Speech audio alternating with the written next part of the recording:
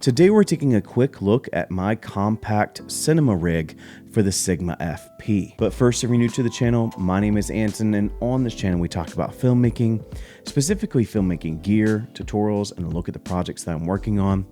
So if that's something you're into, consider subscribing. Yes, let's get the elephant in the room taken care of. I am indeed wearing a Santa riding on a unicorn hoodie. 'Tis the season. And with that said, I want to go ahead and say happy holidays to everyone.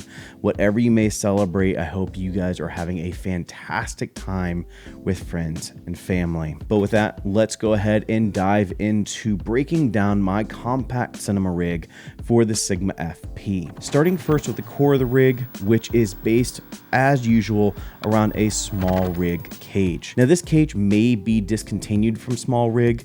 There are other small rig cages out there for the Sigma FP.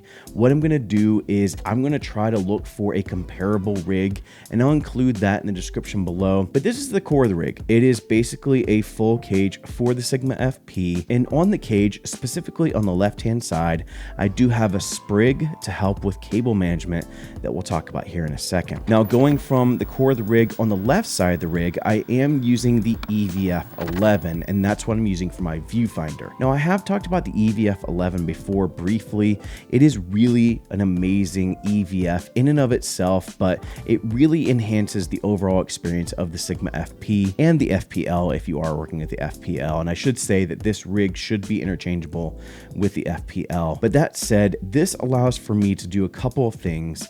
It allows for me to have a little bit more flexibility of how I angle the camera, but also be able to see what I'm doing and the full composition of my shot. But the other reason I like using the EVF11 is for just another point of contact.